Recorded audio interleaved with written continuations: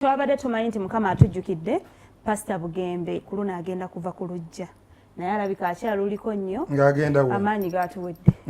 Twafunayo awo dokita okuva ebweru w'eggwanga nga tetulina kye tugamba gwe mulundi ogwasoose Omunnayuganda okusiima omugole nga n'agenda omuwasa tannamugambako nti ngenda kuwasa naye ffe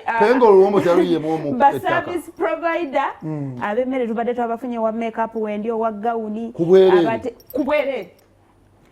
naye alabika akyaliwo omukulu. No, nange ne sijja mwogera nnyo muntu mukulu wa buvunaanyizibwa naye alemedde ku lujja. No,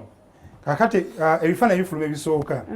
pasita nga alina n'omukyalo oba n'omuwala oyo olina nga nkobuulire nange n'omuwagira leero pasita nange nkola ki naye nga bukya olaba n'onakikonyeemu naye nga kale singa kiva ne kiba naye banna kiyinza okuba tekigenda kuba lwaki omukulu si byaliko ate bonna abantu banyiiza oyo mwana muwala abadde ebbanga lyonna bamaze mulanda Pastor Bugembe naleka batandika okuleta bwino waabwe atakwatagana kakati buli omu ayogeredde omwana muwala oyo yaweera abantu essuubi omwalo yagenda mu kyaki okusabirayo Pastor famire ya mukwano gwa famire ya muwala oyo basembezeeyo kakati Pastor abuuza omuwala ayu married ko omuwala nedda Pastor ndi single ko Pastor nange sinnaba endiga ne zifa essanyu ne tugamba Mukama weebale kikiwedde tekinnaba. Amina Amina Rabbi sabira nange nali na all day I'm making it tonight. You are young.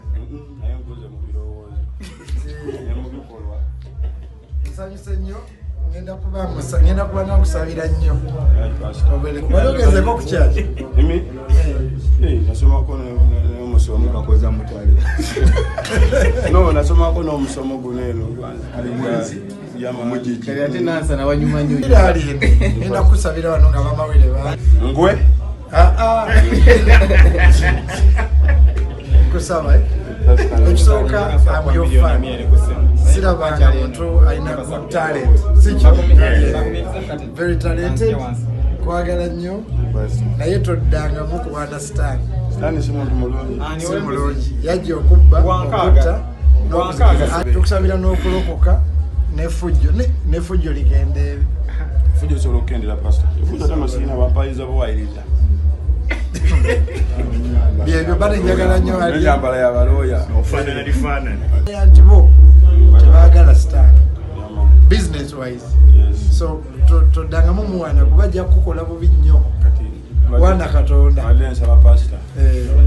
nze sala njikiriza ne talent eyo gy'olina Katonda yagikuwa star ani yagikuwa Katonda nze siganye naye mbadde nsaba nange osabireyo omuntu omu mu ggwanga ofuna Abitex omusabire kusala yemu Abitex mukwano gwa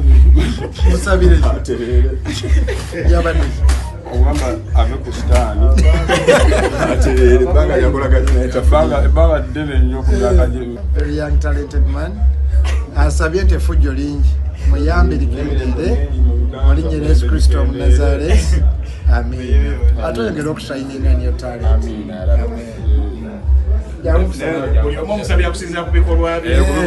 emirembe giyitidde mu ggwanga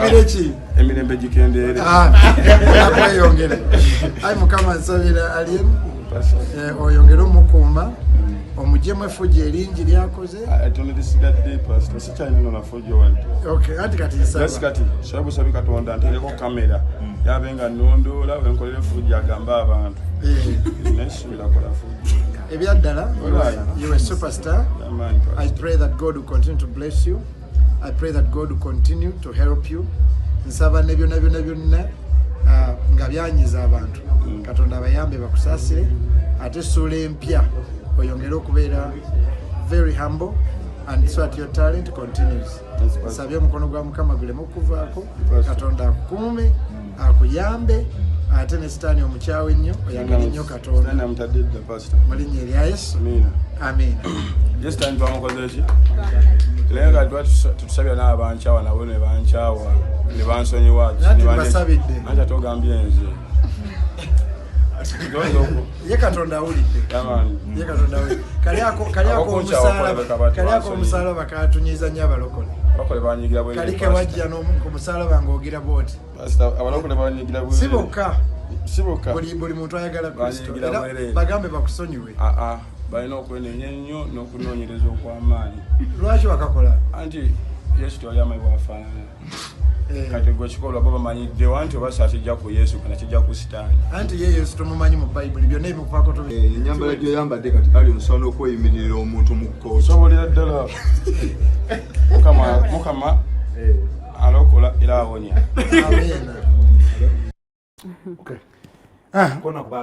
nga tunava wano